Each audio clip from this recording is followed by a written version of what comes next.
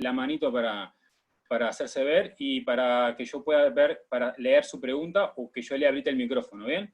¿Quedó claro? ¿Está todo bien? ¿Ya arrancamos? Buah, vamos arriba entonces. Bueno, ¿qué tal, compañeros? La verdad que para mí es un gran placer escucharlo en cualquier momento, pero en principio los estoy viendo. Y vamos a inaugurar esta actividad que le llamamos conversatorio, es decir, que en realidad vamos a intentar conversar acerca del tema que recién acaba de leerles Fabián. Tiene que ver con este tiempo de aislamiento social, con este tiempo marcado por la pandemia. Y bueno, la idea es arrancar Somos psicoanalistas, que vamos a hablar de eso. Vamos a tratar de no dar ninguna clase, ni nada por el estilo. Yo siempre tuve la esperanza de que, de que en este tiempo de aislamiento iba a poder tener Hola. iba a poder tener la ventaja de encontrar el objeto perdido en mi casa, y debo decirle que no lo encontré. Así que voy a seguir en la búsqueda, es porque sigo en esa búsqueda, que vamos a intentar decir algunas palabras respecto a lo que tiene que ver con lo que está pasando. Yo puse ahora. Voy a Sí, pero no oigo. voy a decir algunas cosas que tienen que ver con esto que está pasando. En primer lugar, voy a decir que voy a recordar que estamos en una situación que podríamos llamarle ¿por qué no peste? Estamos en el tiempo de una peste, y recordé lo que nuestro gran maestro Freud pudo utilizar de eso. Ustedes recuerdan todos la peste de Tebas, esa que sobrevino a partir de que Edipo hizo lo que hizo, sin saber sabiendo, como decía el Chavo. Y a partir de ahí cayó la peste, ¿verdad? Y sobre todo porque se había descubierto cuál era el enigma del oráculo. ¿Qué pasó con eso? A partir de esa peste, bueno, Freud lo leyó, a esa tragedia griega, y pudo hacer con esa tragedia griega algo muy importante como para nosotros, como fue el complejo de Edipo. A partir de ahí, digamos, todo cambió. ¿Y qué quiero decir con esto? No sé, no quiero augurar nada bueno ni nada malo, pero digo de que a partir de esta peste, no es de Tebas, pero mundial, y sí caer en las teorías conspirativas, que debo de contarle que tengo más de una en mi cabeza, creo que podemos hacer de esto la posibilidad de pensar de que a partir de esto, que tiene un tinte trágico, tenemos que ver qué va a producir, cuál va a ser el efecto. Digamos que a Freud le sirvió una tragedia griega para poder hacer o inventar el psicoanálisis. No sé qué vamos a poder hacer nosotros. Por supuesto, nada de esa magnitud, pero vamos a tener que pensar y repensarnos en cómo vamos a seguir con respecto de esto. Eso como primer punto. Te voy a pedir, Fabián, que me interrumpes el audio cuando me pase, ¿no? Estás bien. Creo que el COVID-19 nos puso en una situación totalmente inédita. Podría decir que nos puso en un real de nuestra vida. Ahora es un pretendido objeto de la ciencia.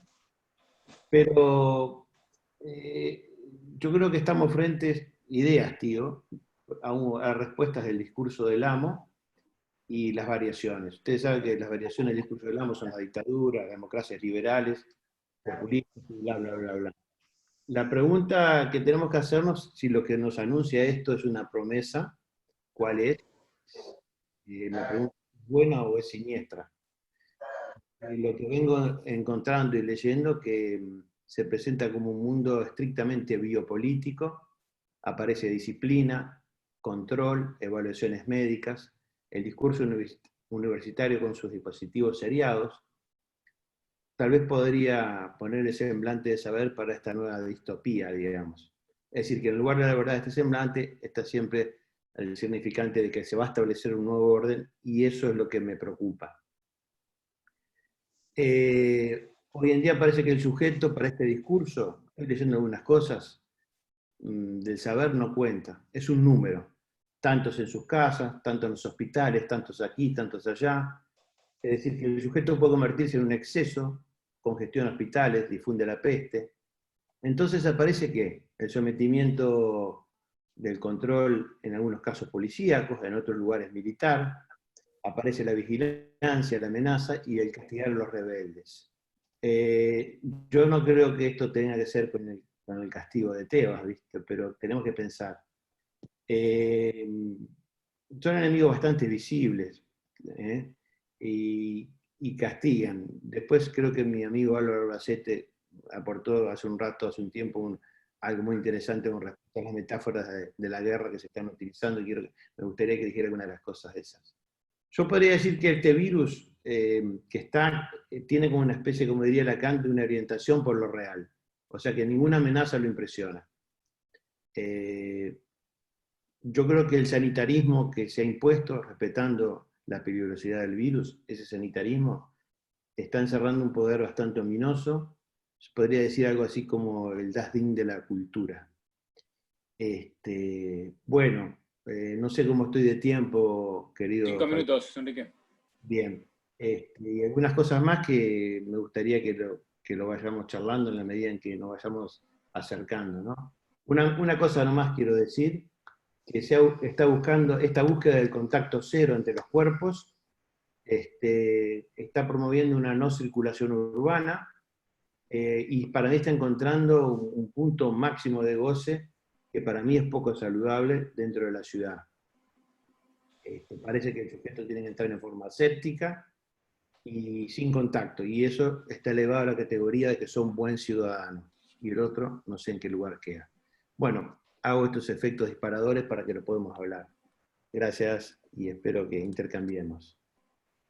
Bueno, bien, entonces ahora empezamos con relanzando la palabra, para que esto sea una conversación, justamente. Así que el que quiera comentar o preguntar, bueno, me lo hace saber, como decía, vía chat o levantando la manito.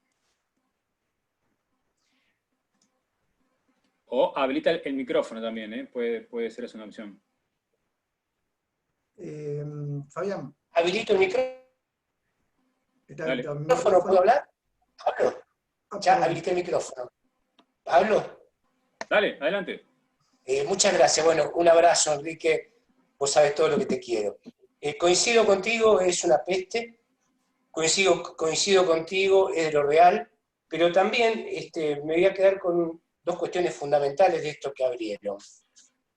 Hacen un juego ustedes al llamarlo conversatorio, no solamente porque jugamos, sino porque es como hacer el reverso de lo que es el conservatorio. ¿Sí?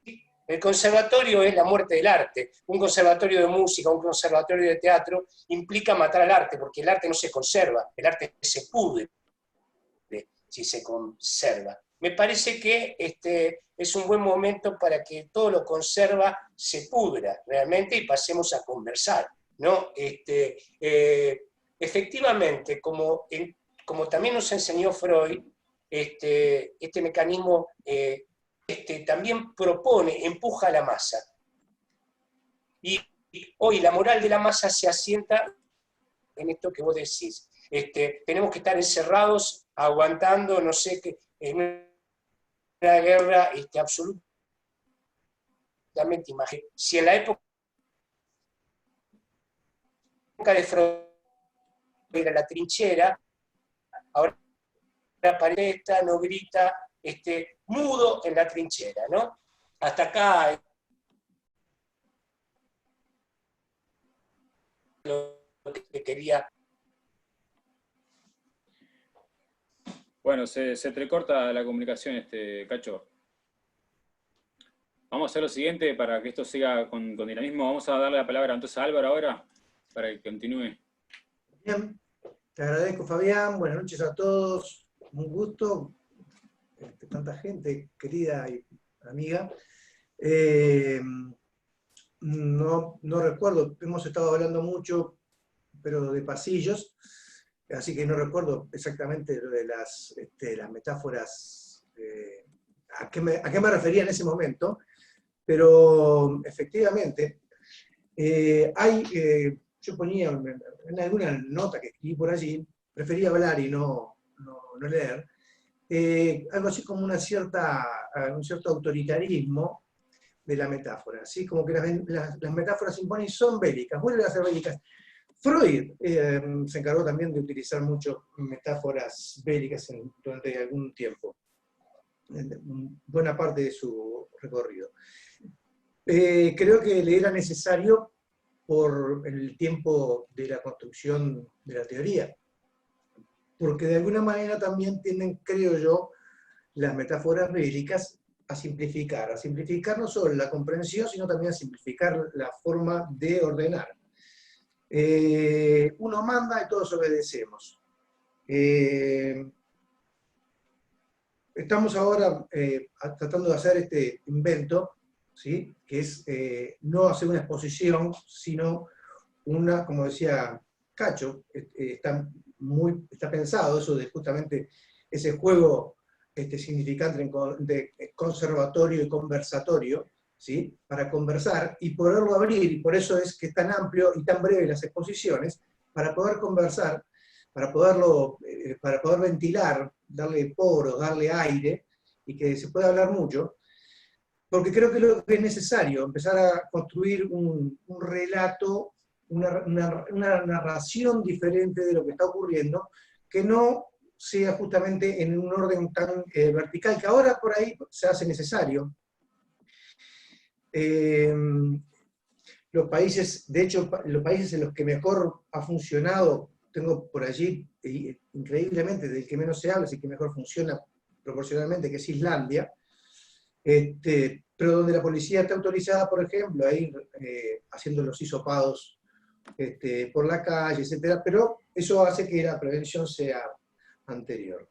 Me estoy apurando porque yo hice mis primeras armas trabajando en un hospital de servicio de enfermedades infectocontagiosas, ¿sí? En épocas, allá por año 89, 90, en épocas donde el VIH era la pandemia, y tenía también sus características. Unas que atacaban, tenían características muy propias, eran las de la intimidad, ¿no? Hacer pública una intimidad que se suponía ominosa. Y de hecho, la población, recuerdan, era la época de la peste rosa, ese virus que fue mutando el virus, como fue mutando también la población, esa población de ser en aquel momento les llamábamos, una clase media acomodada, uruguaya, gay, así se le llamaba en aquel momento, fue mutando el contagio, como va a pasar acá seguramente, eso es un mal augurio mío, es una mala costumbre también la de augurar apocalipsis, pero si muestro ahora mismo un mapeo, justamente el virus, las infecciones se están dando en los barrios, para los que son de hermanos de otros países, Carrasco, Pocitos, Punta Gorda, que son como los barrios más, digamos, desahogados, acomodados económicamente, también lo cultural, en fin. Hoy sacaba fotos, yo a la entrada del servicio, y estaba la gente haciendo enormes colas para poder retirar la medicación, para ir a sus casas en los asentamientos de los barrios del cinturón de lo que sería el cono suburbano, digamos, ¿sí? Que van a llegar allí infectándose con la entrada del invierno. Con lo cual, yo pensaba, ¿no? En esta apuesta tan falsa para mí, esta falsa dicotomía entre lo que es cuando se prioriza la economía o se prioriza lo sanitario. Todos sabemos, creo que acá nadie es tan inocente como para no pensar que nos guste o no nos guste, el sistema sanitario se sostiene sobre un sistema económico, y el sistema económico evidentemente va a sufrir daños muy importantes. Podría ser toda una descripción que está muy, muy, muy pensada, pero se iría largo. Y efectivamente puede haber un colapso. Creo, volviendo sobre lo de las metáforas, que por allí decíamos, se habla mucho de angustia, no me hablaban de la angustia de este tiempo, angustia que apenas sale del solcito se va, pero Angustia recordaba aquello, ¿no? De que angustia, que viene de angst, y angst para mí es, enseguida me viene, esos son, lo reconozco, asociaciones mías, lo angosto, el canal de parto, ¿sí? Me venía el verso del poeta, la era está pariendo un corazón. Decía, bueno, quizás, ¿por qué no pensar que también puede estar pariendo una peste en este mismo momento? Porque después de todo, Eros y Tánatos sabemos que van juntos. Alguna vez Enrique me decía, mirá, fulano que dice irse con Eros, en lo tanático que se metió, por una situación particular. Allí aprendí que Eros y Tánatos siempre, bueno, son cara y contra cara.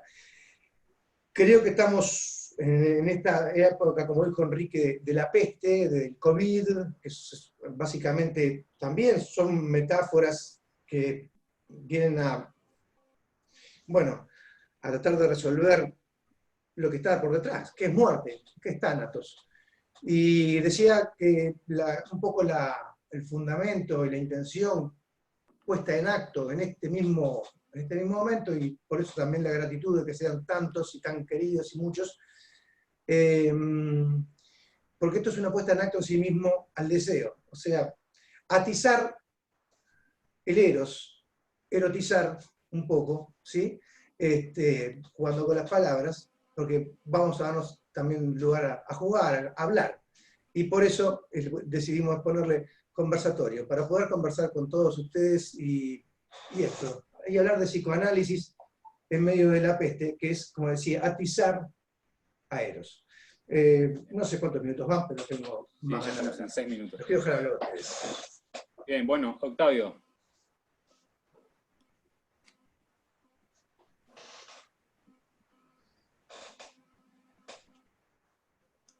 Decirle que hable, porque no... Bueno, me sumo a los saludos y voy a un punto, ¿no?, que hablábamos en la previa ahora, antes de empezar, que cuando hicimos la convocatoria, cuando pensamos esta convocatoria, que no fue hace mucho, era otro momento de la plaga, como dice Enrique, de la pandemia del COVID-19, un momento que tiene sus diferencias, ¿no? La diferencia, o el momento, cómo lo podríamos caracterizar, o como yo lo leo en estas circunstancias, es como que la obediencia voluntaria al aislamiento, al menos acá en Uruguay, fue bastante disciplinada, bastante civilizada, bastante occidental, bastante ordenada según la razón del higienismo. Podemos reconocer, podemos felicitarnos, somos lo más parecido a Europa sin ser Europa. No solo corre eso para Uruguay, pero los tristes o alegres, como quieran, latinoamericanos y sudamericanos, siempre nos estamos midiendo como ser algo así como más europeos que los propios europeos. Es decir, entramos en la foto de los que respondimos positivamente, en el sentido del positivismo, al disciplinamiento. Me parece que ese disciplinamiento en Uruguay llegó y cumplió casi en el 90%, voluntario, que hay que destacarlo, no fue un confinamiento obligatorio, hasta turismo. No sé cuál impresión tienen ustedes, pero me parece que la cosa, después de turismo, no solo cambió por la construcción, sino que también se entró a aflojar. Bueno o malo, nos mete en otra incertidumbre, en otro túnel de la retórica, por un lado, del pánico, que tengo que reconocerlo, a mí me asusta, y se une a esa dimensión disciplinaria que me reconozco como un sujeto que se lava las manos, que a veces uso tapaboca, y que me someto a las leyes de la polis, obligado. Pero el que esté obligado no me quita el derecho a pensar y a decir algunas cosas, ¿no? Como por ejemplo, era irremediable, según una lectura no muy afinada, que iba a ser insostenible en Uruguay, tomando las condiciones estructurales socioeconómicas que tenemos. Es decir, para algunos el paréntesis del aislamiento coincidió también con, en cierta manera, un propio anhelo. Eso, por ejemplo, me afirmo en observaciones que hace otro como Agamben, un gran pensador, muy criticado por algunos, pero me parece que dice algunas cosas interesantes, y una de esas es, bueno, ¿por qué ese acatamiento, ese disciplinamiento tan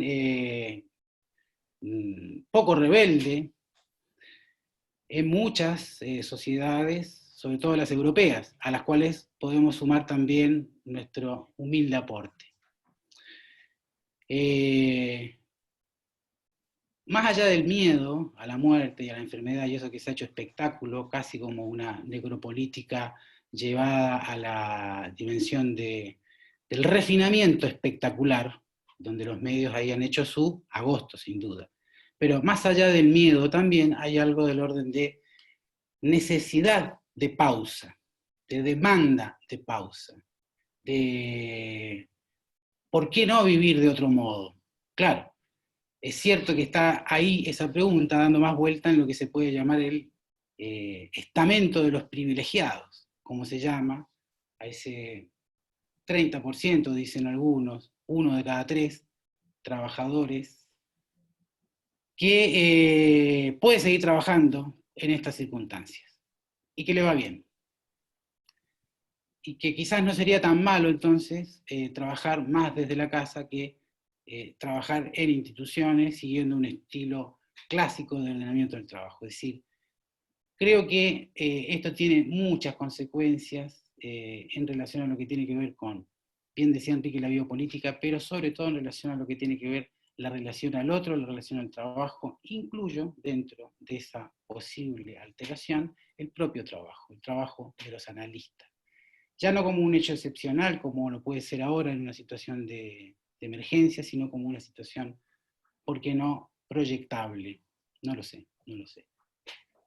Bueno, se empiezan a aflojar, por lo tanto, también empieza la amenaza, por otro lado, del pánico de que, bueno, esto va a significar prácticamente abrazarnos con una nueva oleada del virus, una nueva oleada de la peste. Y acá donde viene el punto que quería destacar, 2 puntos más quería destacar. Uno es cierta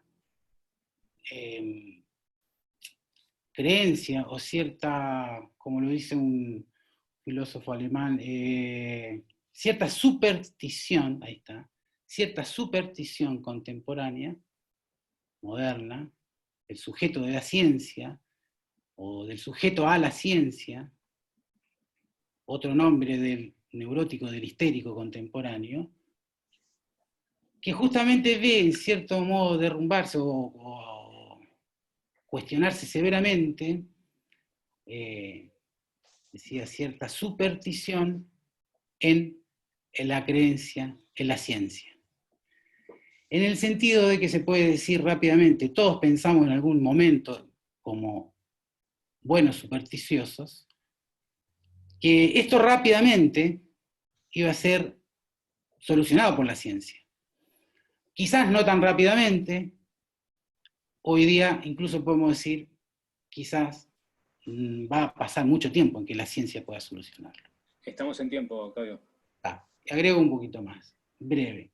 Pero también cae la superstición en la creencia en la ciencia en el sentido de darnos cuenta que la ciencia misma estuvo en la causa de esto. No en el sentido de un virus fabricado en un laboratorio, sino en la dimensión de participar junto con el capitalismo en la dimensión súper extractiva del capitalismo actual en su fase contemporánea de producción.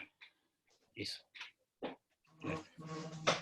Bueno, bien, vamos ahora sí a abrir el espacio para poder preguntar, comentar. Recordemos que tenemos 2 minutos para hacer los comentarios o preguntas. Acá tengo anotado primero a Igel Alfredo, así que bueno, te doy la palabra. Bueno, no sabía que me iba a llegar tan rápido. Primero, un saludo a todos los amigos. Más alto, Alfredo, por favor. ¿Cómo? Un poquito más Bueno, alto, si podés, Alfredo. sí, primero un saludo a todos los amigos de Montevideo, especialmente Enrique, que me invitó amablemente a compartir este espacio, y agradecerles la posibilidad de que juntos, en un lazo social, podamos hacer resistencia al tapaboca, ¿no?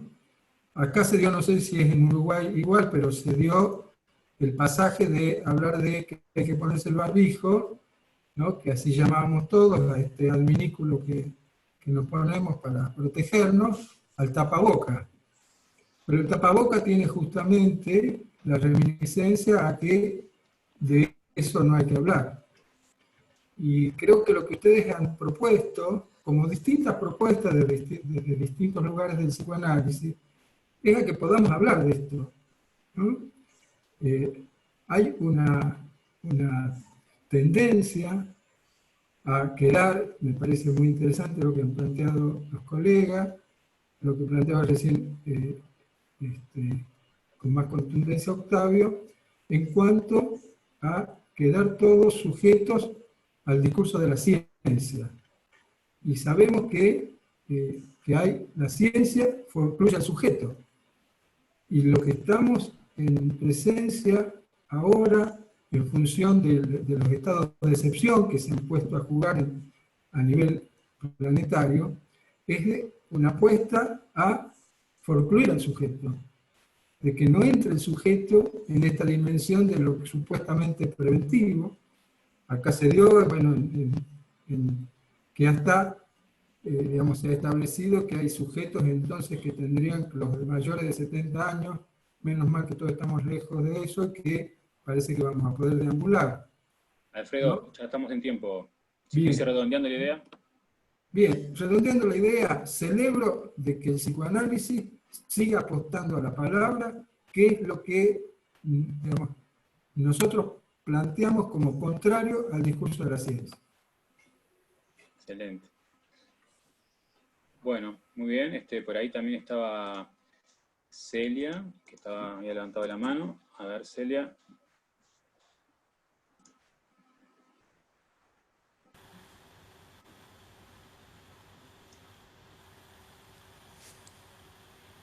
Hola, Ahí, ¿me Celia. escuchan? Sí. Bueno, buenas noches, bonsoir, good night, and boa noite para todos y todas. La verdad es que, bueno, es bien interesante esta cuestión de jugar. Creo que algo de esto había dicho, no me acuerdo quién, esta cuestión de jugar con las palabras respecto de el tapabocas y lavarse las manos. Taparnos las bocas es más que un significante, ¿no? En estos tiempos en donde nos obligan de alguna manera a callar. Por el otro lado, a lavarnos las manos, en donde todo queda en el cuerpo, que ya sabemos que es importante, porque todos tenemos un hardware que hay que cuidar, pero que el hardware solo, sin el software, no funciona. Y nosotros nos ocupamos del software. Y creo que cuando en las propagandas en el Uruguay y en la Argentina y en Brasil aparece siempre el loguito de quédate en casa y hablan tanto del aislamiento, a mí me parece que hay un error allí. Hay una vieja, no sé si es del Talmud o de alguna tradición muy ancestral, que cuenta, es un pequeño relato. Hay un señor que está muy mal y la mujer le dice, llama al rabí Elías. Entonces el rabí Elías se acerca a la cama, le dice a la mujer que salga y le dice, señor, ¿usted ama su enfermedad? Y él dice, no, entonces deme la mano. A los meses y se levanta y se va, sale de su cama. Luego viene el Rabí Eliyá, al tiempo es el que cae en la cama. Y entonces llaman al Rabí Jacob. Y el Rabí Jacob dice, ¿amas tu enfermedad? No, y le da la mano. ¿Qué quiero decir con esto? Acá no se trata ni de la solidaridad, ni de que me tengo que cuidar para cuidar a los demás. Ya sabemos desde Freud que no existe la generosidad. Me pasó ayer que salí de mi casa sin tapabocas, y unos vecinos no me saludaron directamente y me miraron como si fuera un monstruo, más o menos. Me parece que de esto no se sale solo, como cuenta la tradición rabínica, porque nos constituimos por y con el otro, porque el otro nos hace falta. Y la falta, ya sabemos, falta, castración, respecto de la cuestión del deseo, lo necesitamos. Entonces, esta cuestión de esto que proponen los gobiernos, que lo dicen, bueno, como pueden, plantean algo del orden de una cierta soledad, que en verdad me parece bastante jorobada psíquicamente, porque necesitamos al otro para constituirnos, y no apelar a los dioses oscuros de que uno solo puede, porque es el otro. Quiero decir, necesitamos del otro, de la mirada, de la voz del otro para poder salir. Y bueno, en lo personal es una cuestión que tiene que ver conmigo. No tengo miedo al virus, sí tengo miedo a los efectos, por lo que he escuchado en el consultorio. Las primeras semanas fueron pocos, se jugó mucho con el pánico, fue una sobreabundancia de información, y creo que de información panicosa, que es fácilmente contagiable, y eso ahí sí apunta a lo tanático. Y me parece que justamente es el otro, es poder conversar con el otro. Celia, estamos en tiempo, Celia, pues ir redondeando la idea. Ok. Muy bien. Bueno, continuamos entonces con la rueda. Vamos a dar la palabra entonces a Adriana Zanón, que la había pedido. A ver, Adriana, si te activas el micrófono. Hola, qué gran gusto compartir este espacio y esta virtualidad que nos acerca, ¿no? Dame un segundo.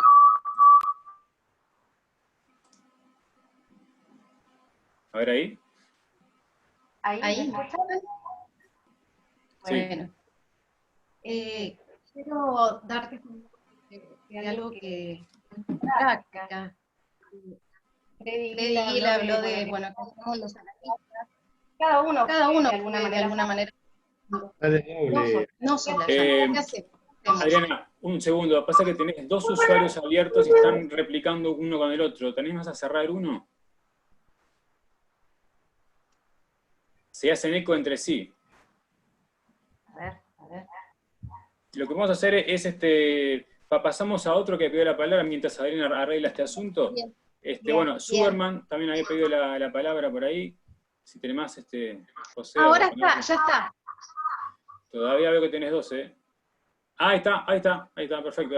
Arrancá, Adriana, después seguís vos, José. Sí, amigues, desde mi práctica en el hospitalario, en hospital psiquiátrico, quiero dar testimonio de algunas cuestiones que hacen al quehacer de un analista, y es acompañar a les loques, como ahora los suelo llamar en lengua inclusiva. Ellos están mirando la televisión bastante tiempo, llego y antes me baboseaban con besos y ahora me ponen el codito, la distancia social la van registrando, y este último jueves salí con uno de los loques a una consulta odontológica de urgencia, y estaba azorado. Era la primera vez que salía en este tiempo de confinamiento, donde por supuesto hay un doble confinamiento, el encierro hospitalario y lo social, ¿no? Volvió y le contó a todos qué estaba pasando afuera. Y mi pregunta es esto de, en la psicosis, donde no hay punto de capitón, donde no está el abrochamiento del nombre del padre en función.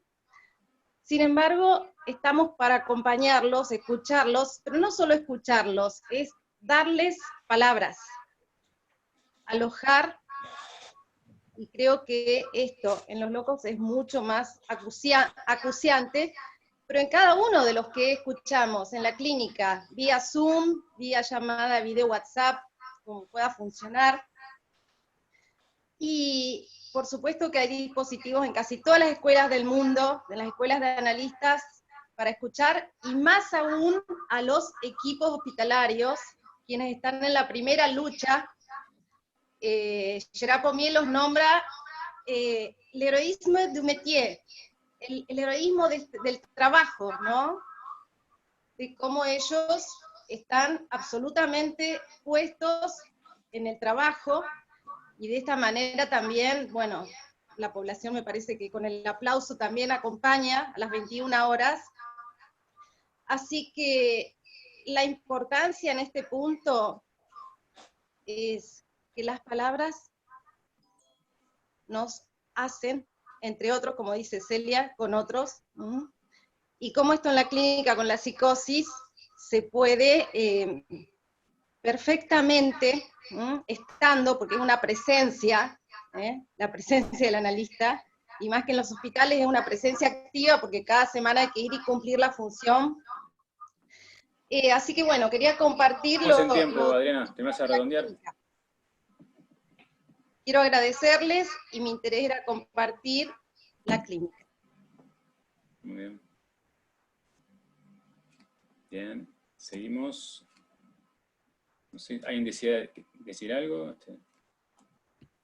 Sí, muchas gracias, Adriana, por esto que traes, ¿no? Que tiene que ver con, bueno, la otra vez en una clase inaugurando justamente el seminario de formación en psicoanálisis, hacía este punto, ¿sí?, de capitón entre lo que es las pestes y el aislamiento, ¿no? En esto que Daniel Defoe, en dos de sus libros, uno justamente el Diario de la Peste, de 1720, y otro de sus libros, quizás el más famoso de él, que es Robinson Crusoe, donde uno de los puntos donde en el Diario de la Peste él se sorprendía, o se horrorizaba, era de la pérdida de la capacidad de amor al otro, al prójimo, en la peste, ¿no? O sea, ese punto de máxima deshumanización que vos traés como el acto de amor que implica el reconocimiento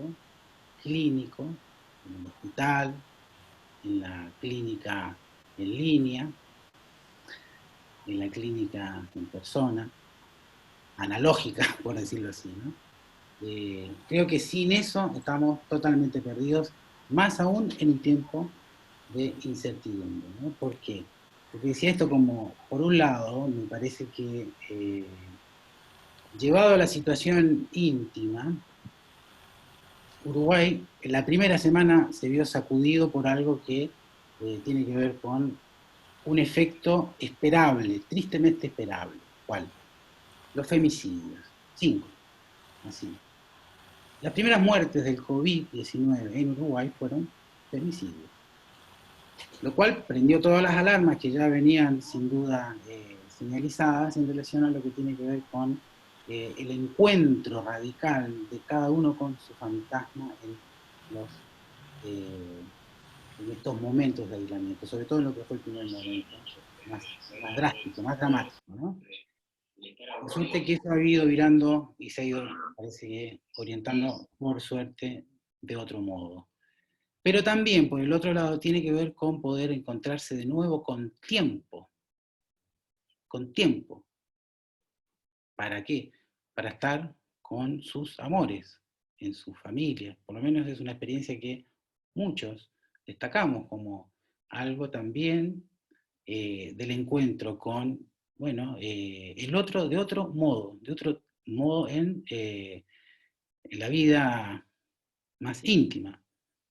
Un encuentro entonces que tiene distintas experiencias y que me parece, por lo menos la percepción que yo tengo acá, es que no ha seguido, por suerte, obedientemente a los discursos del pánico que uno escucha en los políticos a nivel internacional, los políticos Octavio, estamos en tiempo. internacionales, y también los locales. Bien. Bien, gracias, Octavio. Vamos a pasar entonces ahora a dar la palabra, que la estaba pidiendo por chat, a José Suberman. A ver, José, si destrabas el micrófono.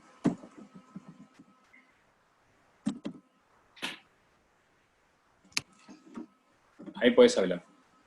Bueno, muchas gracias. Una alegría que estemos en contacto y trabajando. Como decía Enrique al principio, algo de lo real nos tocó, nos trastocó, y cuando aparece algo de lo real, cuando irrumpe, ninguno es demasiado piola como para responder a eso. Entonces, digamos que la primera cosa, digo que aparte de este real y las posibilidades de simbolizar que tengamos, hay algo que es claro, que tenemos una pérdida imaginaria. Perdimos la calle, el tráfico, el bar, el encuentro con amigos, el teatro, el cine. Hay una pérdida de lo imaginario que nos pone en situación de duelo. Frente a lo cual, digamos, tomamos, si estamos reunidos todos nosotros y nos estamos encontrando, es porque necesitamos hablar de este duelo y cómo reconstruimos un imaginario que nos permita trabajar, que nos permita sostenernos. Estaba de acuerdo con lo que decía recién Octavio, digamos que, o con lo que decía Celia, estar con el otro, sostenernos de lo que nos sostiene es lo que nos permite elaborar el duelo. Sostenernos del psicoanálisis, del trabajo con los analizantes, aunque sea por teléfono, con los carteles que tenemos funcionando, con sostenernos de la familia, de los amigos, de los libros, de la música, y de estos encuentros es lo que nos permite mantener vivo el psicoanálisis y sostenernos de lo que nos sostiene. Bueno, gracias, me encanta estar en contacto. Gracias, José. Bueno, le damos la palabra entonces a Silvia, amigo, que también la estaba pidiendo. ¿Cómo hago? Tengo que... Ya podés, ya estás en... Sí. Soy una analfabeta informática. Bueno, en principio, muchísimas gracias por la invitación. Me la cursó Celia a participar en el conversatorio. Efectivamente, es tanático, el virus claramente es muy agresivo y esto es erótico, todo lo que se puede dar a las circunstancias. Yo creo que en relación al virus estamos en tiempo de comprender. No sé si podemos ya concluir de dónde vino el virus, a qué se debió y demás. El corona es una familia vieja de virus mutantes, que es el virus del resfrío común, hasta cualquier SARS, síndrome respiratorio agudo que se les ocurra. ¿De dónde vino? No sé, pero lo que sí me preocupa, y voy a retomar lo que dijo Enrique, me preocupa mucho, muchísimo, es el uso, la metáfora bélica, de la que también habló Octavio, me preocupa muchísimo, creo que también Álvaro, porque prepara una condición de estado de sitio, que cuando uno está en guerra puede estar en estado de sitio y se puede hacer un control sobre los ciudadanos que después es muy difícil de volver atrás. Una vez que se ejerce ese control sobre los ciudadanos es muy difícil de volver atrás. Personalmente me preocupa, insisto, que yo me considero en este momento en el tiempo de comprender, no en el tiempo de concluir. Y yo no creo que sea un patrimonio solamente de los estados capitalistas, del capitalismo, como decía Octavio, de este momento, que no es el capitalismo de producción, sino el financiero, es un giro que habría que investigar, de cualquier sistema autoritario. ¿Sí? Tengo muchísimo temor de que esto sea usado para lo que Agamben llama biopolítica. Espero que no sea así. Espero que no sea así. Para lo cual, honestamente, el psicoanálisis creo que tiene bastante que aportar. Tiene bastante que aportar. Habitualmente en una guerra, digo por la metáfora bélica de que traían Octavio, Álvaro, en una guerra se le da todo el poder al comandante. Así que de ahí se pasa de lo que sería simplemente una dirección, alguien que da un vector, a alguien que da órdenes sobre los cuerpos. Y cuando se dan órdenes sobre los cuerpos, yo empiezo a estar incomodísima. No tengo la edad de restricción de salir, pero me parece una barbaridad lo que se ha hecho de hacer que la gente que tiene más de 70 años tenga que pedir permiso. Por supuesto, el humor nos ayuda a todos, el humor y los otros, porque el humor se ejerce con otros, como decía Celia. Apareció un meme donde decía, porque le ponen a las mayores de 70 años los voluntarios para que le hagan las compras y les hagan los trámites, ya. Un voluntario para tener sexo virtual, para asignar un voluntario según el número de DNI, cómo terminaba el DNI. Bueno, eso por un lado. Básicamente lo de la ciencia, yo creo que con Alfredo, que se me pierden las caritas, el discurso totalizante de la ciencia es un problema y el virus es un sopapo ese discurso. Agarrate Catalina, vamos a ver si se consigue vacuna. El virus SIDA no tiene vacuna. El virus SIDA apareció en el 83, 84 y no se encontró todavía la vacuna. Se encontró una triterapia que cronificó la enfermedad. Lo que creo que podemos hacer, y yo sinceramente creo que además debemos hacerlo, es no transformarnos en un ejército contra el virus, sino en gente que piensa, ¿sí?, cómo poder protegernos del virus sin transformarnos en soldados de un ejército. La política de control de los cuerpos me resulta detestable, Bien. Y eso me asusta. Bien, gracias, Silvia. Gracias a ustedes.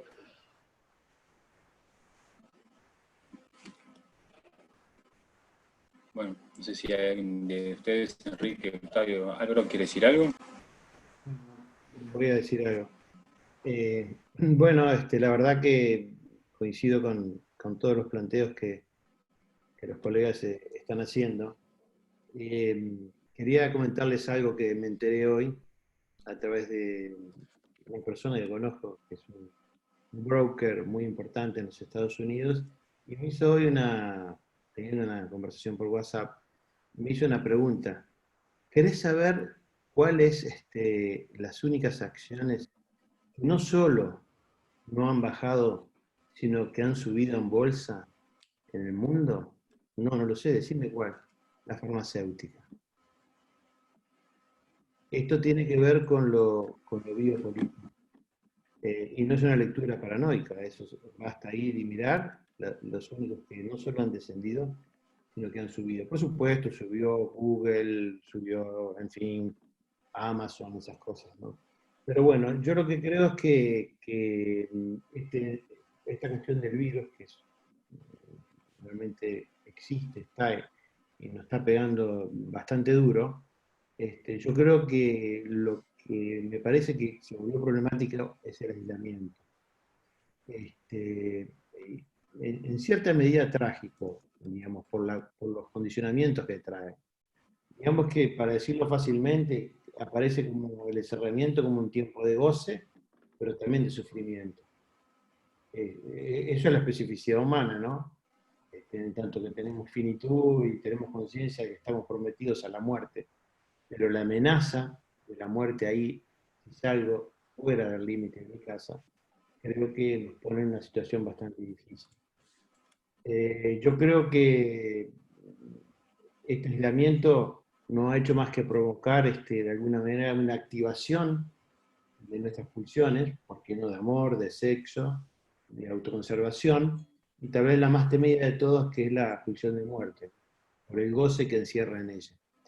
Y yo creo que los analistas tenemos que dar la posibilidad de hablar, porque es la única forma que tal vez esa parte mortífera, de goce mortífero, que algunos pueden aprovechar bajo diversas formas, yo diría biopolíticas y sociopolíticas, creo que metamos palabra en lo fundamental. Eso es lo que les quería aportar. Gracias, Enrique. Álvaro, ¿quieres aportar algo?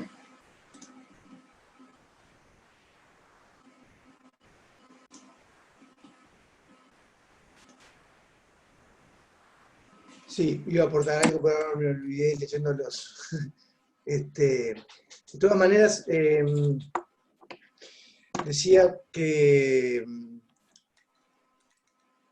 hablaba de la mutación del virus y del real del virus, ¿no? Y quería insistir acerca del erotismo. En realidad, a cuenta de haberme olvidado de lo que iba a decir, leyendo los comentarios, de la necesidad de erotizar la palabra, y que Silvia decía algo acerca del humor y del humor con otros, ¿sí? Se habla de aislamiento social, y yo nunca estuve con tanta gente en un lugar tan chico, todos conocidos, amigos, queridos y analistas, y hablando de un tema que nos concierne a todos. Entonces, yo no, creo sí, por allí se dijo acerca del distanciamiento de los cuerpos, ¿sí? Que habría que pensar allí, esto cuando yo digo del erotismo, qué cambio nos está implicando, nos está planteando, nos está exigiendo, imponiendo este real, ¿sí? Este COVID, que es metáfora de un real, diría, nos está imponiendo una erotización diferente. Y que hace, ya digo también, no, yo me resisto a decir de aislamiento social, que por ahí se entiende mejor, pero que es más grave, porque lo que implica es la distancia de los cuerpos. Solo eso quería agregar, paso la palabra. Bueno, recordamos que damos 3 minutos para poder dar el comentario y pensamiento. Vamos ahora a darle la palabra a Silvia Ferreiro. Adelante, ¿cómo estás, Silvia? ¿Me escuchan? Sí, adelante. ¿Sí? No, buenas noches primero, y gracias por la invitación, ¿no? Pensaba ahora en lo que hablaba Celia y Enrique, tanto Octavio, en ese imaginario que se ha creado sobre todo por algunos gurús del tú puedes, que todo lo podemos solo. Al decir de Byung Chul Han pasamos del tú debes al tú puedes, y en esta época ese sujeto que todo lo podría, cómo vemos la necesidad de ese gran otro, ¿no? Y la palabra de Por eso lo valorable quizá de estos encuentros que me parecen maravillosos. Nada más hasta ahí. Dale, muy bien. Bueno, acá también estamos recibiendo la petición de Pilar Fernández. Si estás por ahí, Pilar, para destrabar el micrófono. Hola, ¿cómo andan? Bueno, contenta de hablar con todos ustedes. Quería compartir esto. Bueno, yo no soy una persona tan obediente en realidad. No sé qué les pasa a los demás. Pero bueno, la primera semana fue así como la orden del aislamiento y el mandato y bueno, y me pasó en la clínica que me volví a plantear, por suerte, creo, el 1 a 1. Y bueno, y el 1 a 1 hizo su efecto en mí, en realidad. Tengo alguna clínica presencial todavía, si no creo que no sería posible de poder sostener algunos procesos de algunos analizantes. Y bueno, y eso ha generado también entre los colegas como ciertas presiones y ciertos malestares en general, que a mí me dejan como pensando que en todo esto el psicoanálisis queda un poco aplastado por estas órdenes, por este mandato.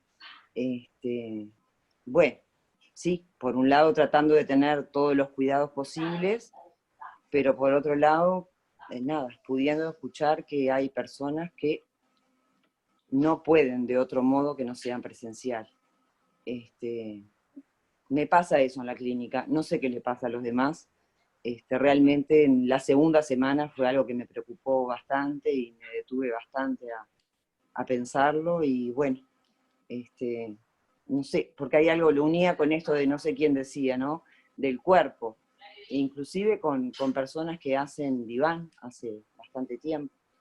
Aún allí, en ese 1 a 1 también, creo que pude escuchar esto de la importancia de la presencia. Y bueno, no sé, capaz que estoy siendo bastante desobediente, pero trato de tener todos los cuidados, pero sigo teniendo clínica presente. Bueno, no sé, compartir eso y saber qué le está pasando a los demás. No, quería comentar algo, Pilar. Bueno, sí, esa desobediencia la comparto también, justamente. Eso es un punto al que aludía al principio de lo que señalaba, ¿no? Porque acá en Uruguay se dio esa posibilidad, en el sentido de que no es confinamiento. ¿Y qué quiere decir eso? Que las personas, cada una, tenía el derecho a definir ir a aquellos lugares que considera imprescindibles. Y algunas personas consideran que ir a su análisis es imprescindible. Y eso hay que poder sostenerlo. Y creo que ahí en acto también, y es obvio que genera problemas, con aquellos colegas, o bueno, no sé si colegas, pero profesionales que consideran que hay que seguir el método de aislamiento radical, como recomienda la OMS, como aplicó el Estado chino, como aplicó, hay que señalarlo, el Estado capitalista, diría, más importante en este momento en la producción de muchas cosas y también de virus como este. No es primera vez que desde esa región aparecen estos virus tremendos. Y no se trata de xenofobia, racismo de los chinos, echarle la culpa a los chinos, tipo como el discurso nacionalista, no. Pero sí recordar que hoy el Estado capitalista chino, un estado de control absoluto que se presenta como exitoso. Y eso prende en los políticos de distintas layas que, bueno, consideran que lo mejor es tener a las sociedades controladas y pueden ser totalmente neoliberales también, ¿no? Como combinaciones que se están produciendo, se pueden producir, o por lo menos se gesta cierta posibilidad, cierto espacio realizable. El psicoanálisis, como práctica en sí, no tiene mucho que hacer más que oponerse a lo que son expresiones totalitarias de gobiernos y de formas de proceder. Y abrir la palabra y a pensar es todo lo contrario, a someterse en forma irrestricta a un totalitarismo peligroso porque se puede fundar en la ciencia. Pese a que cayó la superstición de la ciencia, su afirmación sanitaria puede llevarnos justificadamente, racionalmente, a la pérdida de los derechos del sujeto. Y si hay pérdida de derechos del sujeto, bueno. Bien. Bueno, también existe la posibilidad de que a través del chat se puedan hacer comentarios, como el que estamos recibiendo de Paula Montaño. Si te animás, Paula, a comentarlo en voz alta. A ver si estás por ahí, Paula.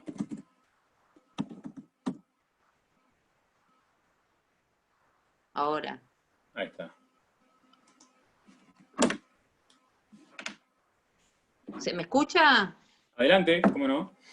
Sí, les iba, en relación a algo que dijeron hace un rato, les iba a preguntar lo que escribí fue esto: ¿cómo están observando la ruptura de las coordenadas de espacio y tiempo y el efecto en las diferentes estructuras, a partir de esto de que el espacio se cristalizó, se redujo, y el tiempo como que se soltó, se desató para algunas personas?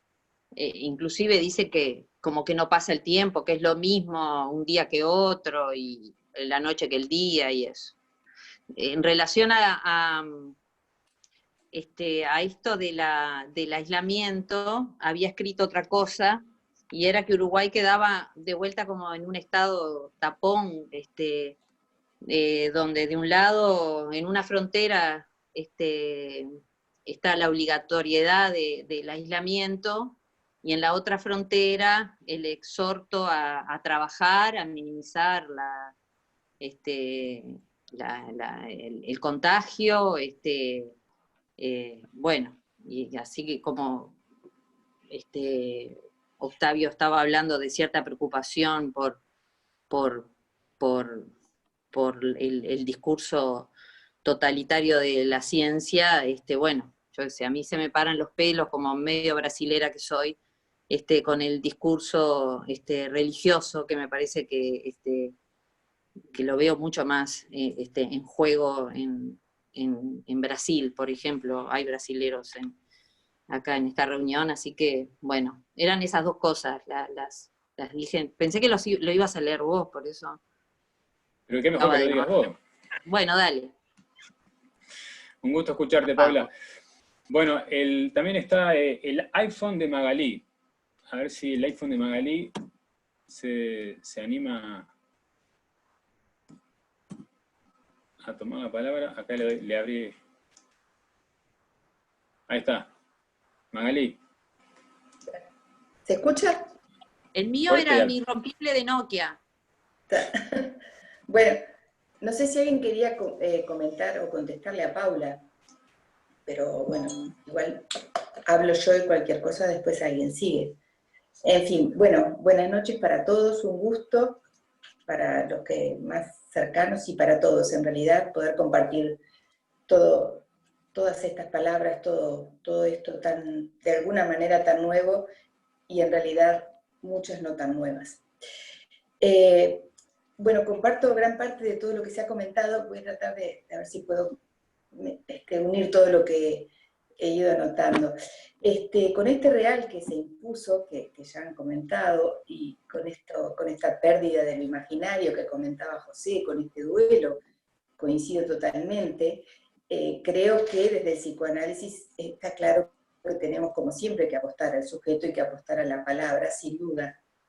Que esta imposición que nos viene desde afuera, esto del tapabocas, del barbijo, lo que ha mencionado Celia de lavarse las manos también.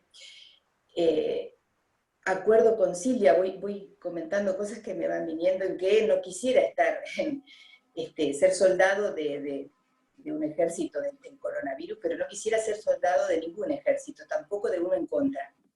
¿A qué me refiero en esto? De cuál es nuestro lugar realmente, dónde tenemos que estar parados cada uno de nosotros desde el lugar como analistas. Me parece que acá voy a referirme un poco al Uruguay y a lo que, bueno, un poco pienso, veo, escuchado, leído. Creo que en las primeras semanas se vivió esto que bien describió Celia como un gran pánico, que es probable que en la mayoría de los lugares, quizás en estas latitudes un poco más, porque veníamos de ver toda la experiencia en el resto del mundo. Luego viene unos segundos tiempos en el que aparece un poco más esto de quedarse del cumplimiento, o podemos decir, del cuidado, que creo que también hay algo de goce en esto, de algunos que se ven muy contentos, casi, entre comillas, de quedarse en la casa y de cumplir con todo esto, ¿no?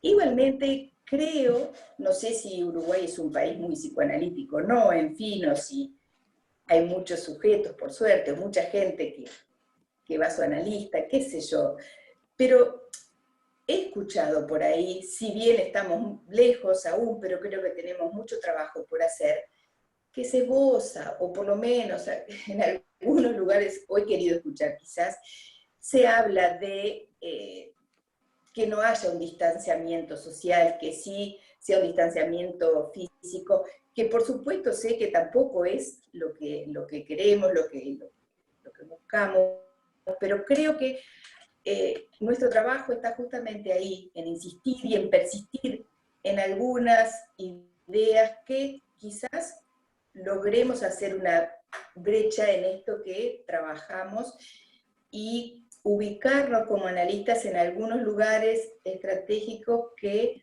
permitan que algunos se escuchen y que eso permita promover este deseo, esto que hablaba Álvaro al inicio, ¿no? Magali, tenés que ir redondeando por el tiempo. Bueno, no, lo dejo por ahí. No, por ahí. Creo que, bueno, pero me parece que es un tiempo de trabajar como estamos haciendo, por ejemplo, ahora, y pensar en este nuevo tiempo, porque creo que es probable que esto dure por distintos motivos, ¿no?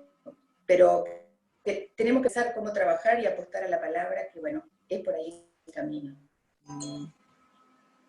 Muy bien, gracias Magali. Vamos a dar la palabra a Marta Bayares, que hacía tiempo que estaba pidiendo. Adelante, Marta. Hola, ¿me oyen?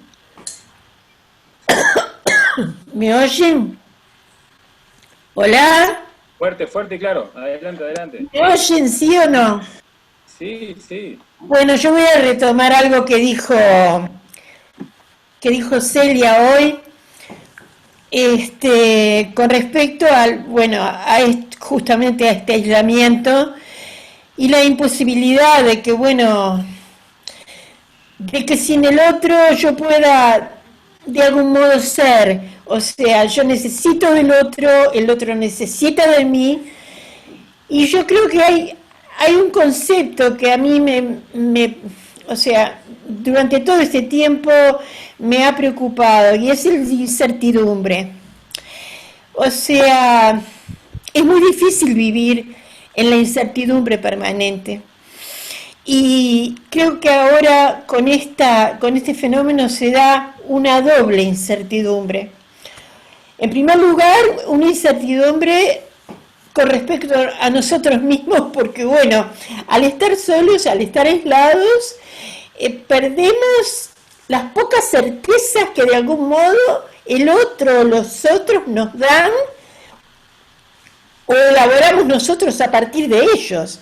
Pero además está la incertidumbre de qué pasa, hasta cuándo esto.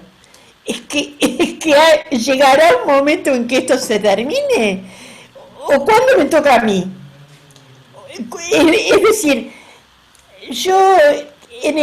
hay un seminario de Lacan, el seminario 10, donde él hace referencia justamente a ese concepto, cuando toma un cuento breve de Chekhov para mostrar cómo el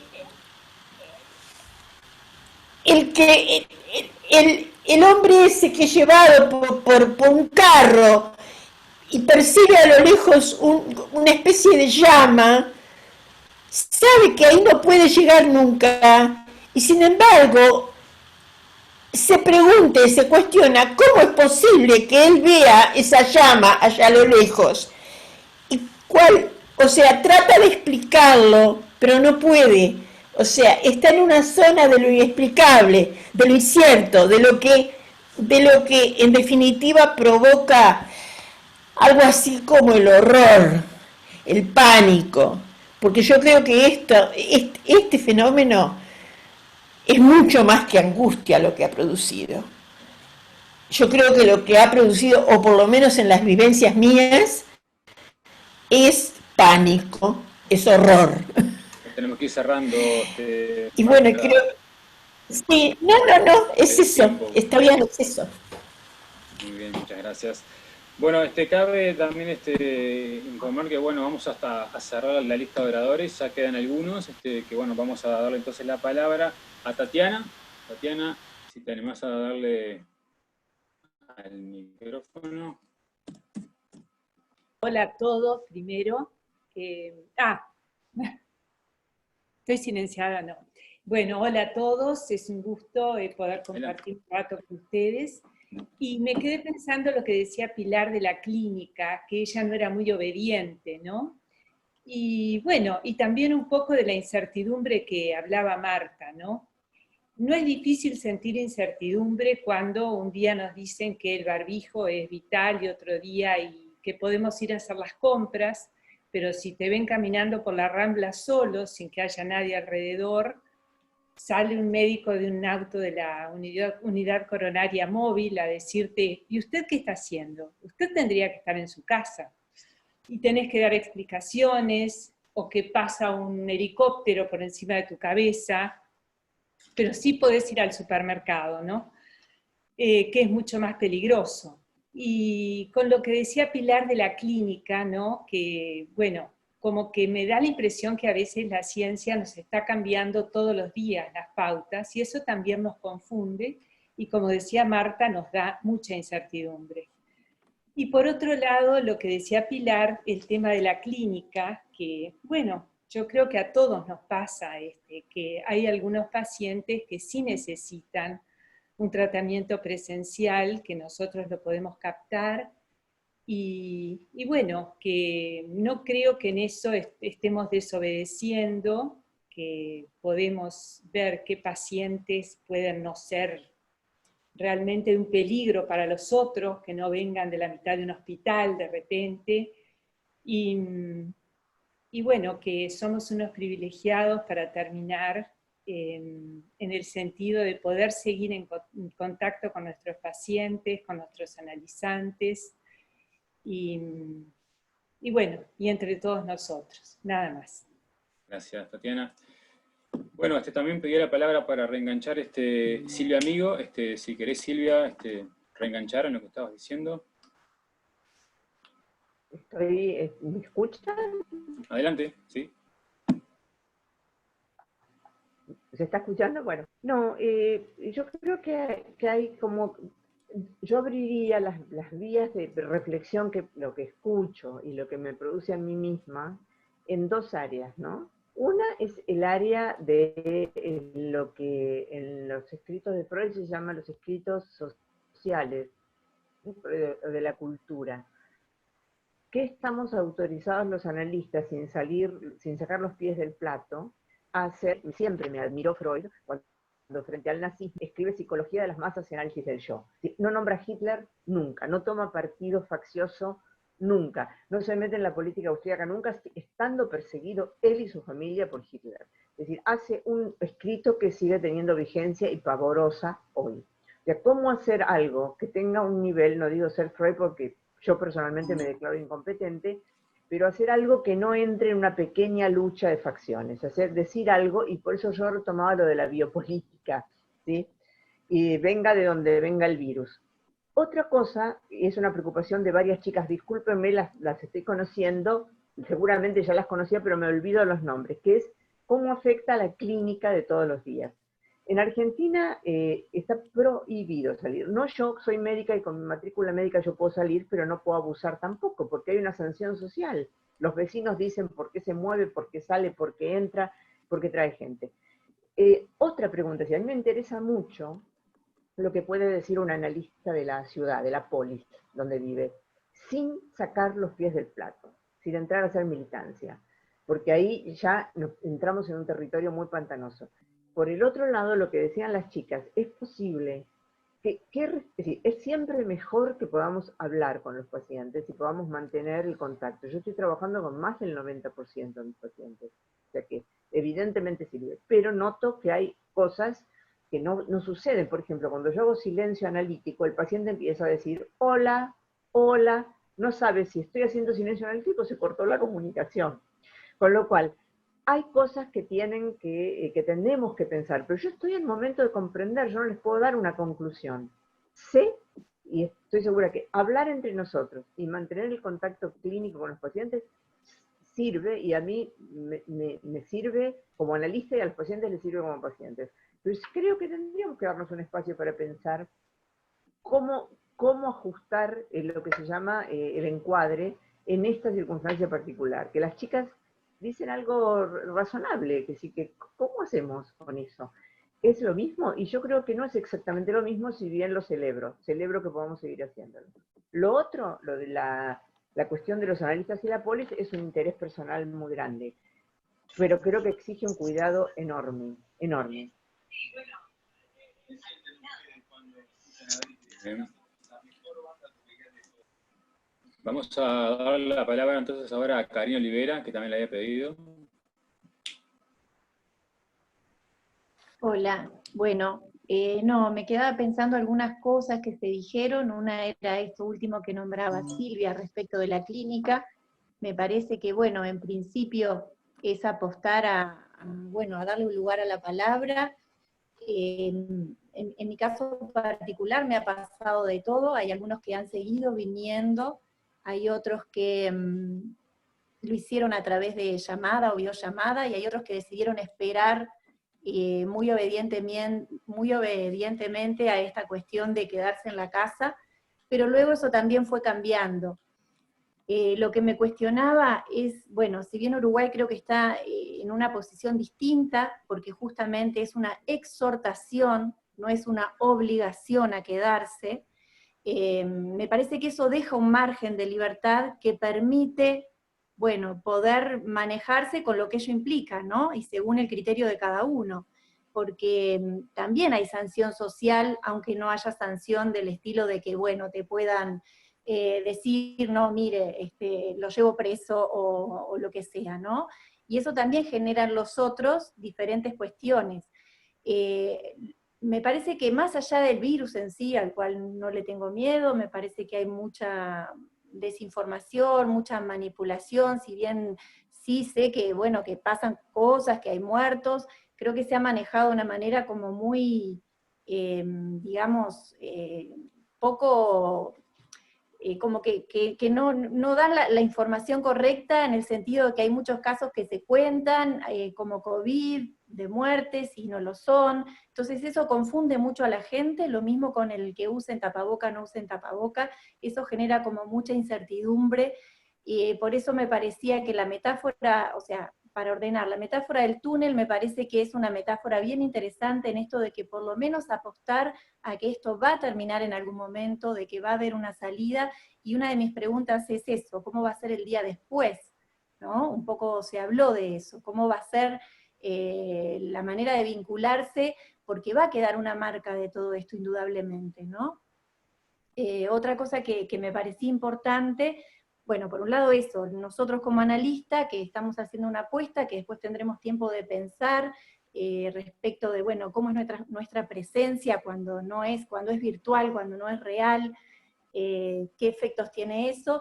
Y otra cosa que me preocupaba bastante, que ha pasado, es esta cuestión, ¿no?, de lo que implica, por ejemplo, la pérdida de un ser querido, y que debido justamente al confinamiento y no se puedan hacer rituales, no se pueda estar con esa persona, o sea, la soledad es lo que implica, más allá de que no haya una obligación de quedarse, digamos, en casa, que algunos puedan salir a dar una vuelta a manzana, como el propio ministro de Salud Pública lo dice, aunque otro dice otra cosa, o sea, hay mucha información distinta. Bien, un poco era transmitir eso. Bueno, ahora sí, quedaba una intervención más. A ver, Cacho, ¿habías levantado la mano?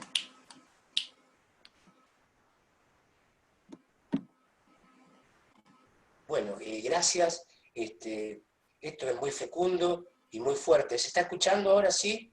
Sí, adelante. No. Ah, sí, bien.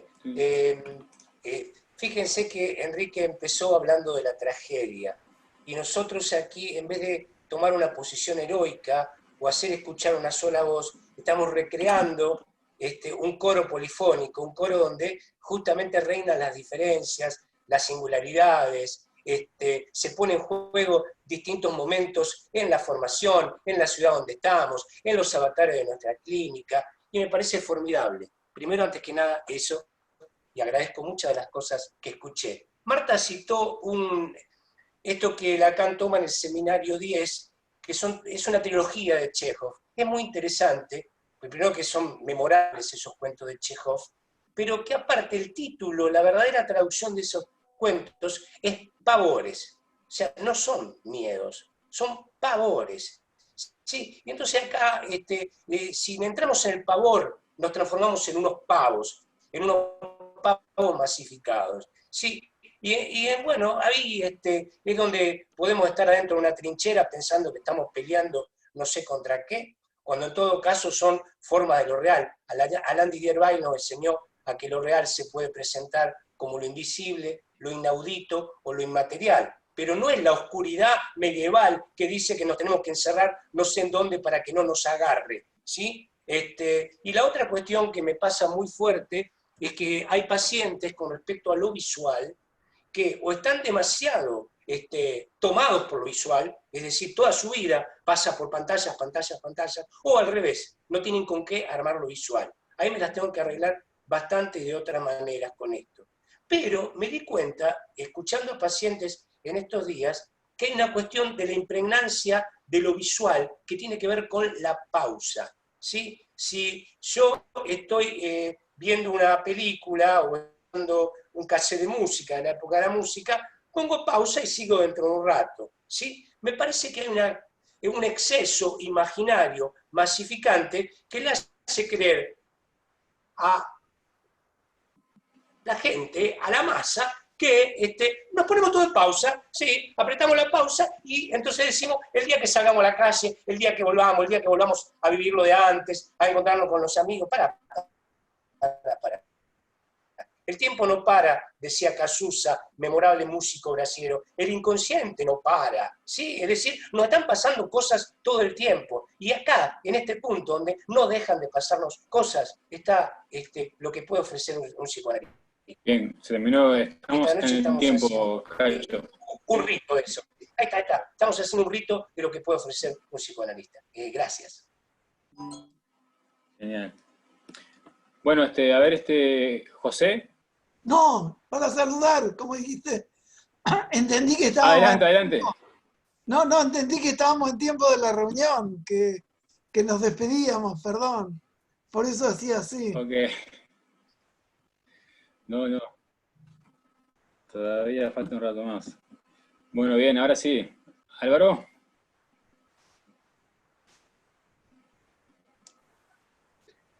¿Se escucha? ¿Sí? Está. No, bueno, sí. La clínica, se habló bastante de la clínica. Lo que me es personal, tengo el consultorio abierto, atiendo por videollamada, Skype y Zoom, ¿sí? Mi casa, si les pudiera mostrar, se parece un poco a la NASA, ¿sí? Hay equipos por todos lados, cables, ¿sí? Esperemos que sea más parecido a la Soyuz que al Skylab esto. El asunto es el siguiente. Por un lado está, porque quedó en un momento quedamos hablando de la clínica. En la clínica pasa eso. Algunos prefieren presencial y hay que pensar por qué. Nos exige pensar por qué. ¿Por qué quieren presencial? Y hay que tomar algunas medidas también, ¿sí? De hecho, hay alcohol en gel de los consultorios, etcétera, etcétera. Otros prefieren esta vía. La cuestión es poder pensar, por ejemplo, transferencialmente, o cómo se juega allí lo que haya de demanda, ¿sí? En lo analítico. Poderlo pensar, hay que integrarlo, es un desafío nuevo que tenemos. El otro día, pequeña viñeta, un paciente se fue al auto y dijo, no, pues acá no tengo privacidad, puso el teléfono en el soporte, y cuando se sentó dijo, espera un cachito, espera otro poquito, porque y estiró el asiento para atrás. Y entonces yo puse la cámara mirando el techo, que es lo que él ve durante la sesión. Se me ocurrió como un pequeño truco, no sé, digamos, estamos inventando. Silvia decía, tiempo de, que no estamos en tiempo de concluir. Yo estoy pensando mucho en todo esto, porque esto es muy nuevo, a pesar de que por algunas características tengo bastante experiencia, pero en este tipo de contacto. De todos modos, lo que yo quería decir y resaltar es de este encuentro, ¿sí? Que este encuentro es en sí mismo, en acto, una puesta en juego y una apuesta al deseo y al psicoanálisis, ¿sí? Y a poderlo seguir sosteniendo en la clínica, ¿sí? Y que es un deseo que tenemos que sostener entre los analistas, para cada uno en su clínica, juntarnos, y ya va a quedar desde aquí, supongo que quedarán restos, para poder retomarlos en una próxima reunión que es ahora prontito, seguramente algunos de los compañeros les informe, pero ya les aviso, pues soy muy chusma, que el miércoles nos juntamos de vuelta por esta vía, para poder seguir conversando de todo lo que nos quede, no sé, dando vueltas en la cabeza, ¿sí? Y quizá alguno se sume, alguno se quiera sumar. De mi parte me voy despidiendo y me voy a quedar hasta el final, pero ya los saludo a todos muy queridos y amigos. Y gracias por la presencia, ya te estoy mirando, Silvia, gracias por la presencia y Cacho, y por los aportes, y por seguir hablando. Antes de que hable Enrique, para cerrar, yo quería decir que bueno que este experimento, que ya tiene carta de ciudadanía, porque ya pasamos la primera parte, bueno, como les decía Álvaro recién, continúa el próximo miércoles, así que también los estamos esperando para esa fecha. Enrique. Bueno, queda abierta la convocatoria para el miércoles para seguir charlando. Saben que había recortado una frase de Freud del malestar en la cultura, que me gustaría más o menos decírselas, no es exactamente textual, pero dice que el acto de vivir dentro de la cultura misma le reporta al sujeto una dosis de seguridad, el Estado, las leyes, los consensos sociales, que proveen cierta protección, pero a su vez producen sensaciones de falta, de vacío, de insatisfacción en el sujeto inserto en lo social. O sea que, si bien la propia cultura ofrece calmantes para aminorar esos efectos, ustedes saben que la cuestión del consumismo, bueno, se nos interrumpió. La pregunta que queda es, ¿qué va a pasar cuando los sujetos en todo el mundo no están encontrando esos calmantes que aminoran los efectos del consumo de mercancías? El consumo de mercancías es ofrecido como un calmante. Y no están pudiendo acceder a ellos. Ustedes pueden decirme si lo pueden hacer vía internet y les llega a su casa, pero no es lo mismo. Desde la ropa y otras cosas más para todo el mundo. Esa es una pregunta que queda abierta.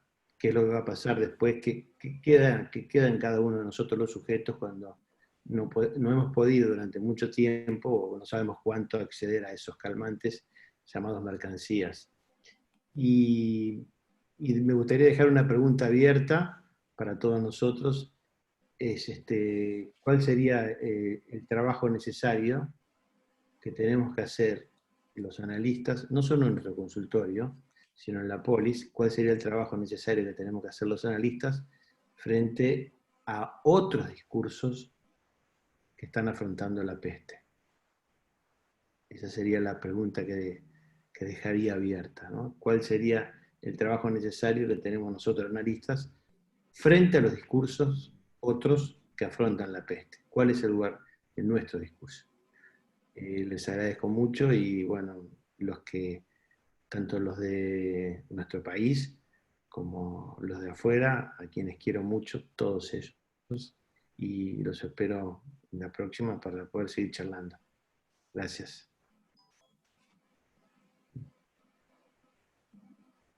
Muy bien, ahora sí, estamos por terminado entonces. Muchas gracias a todos. Hasta la próxima.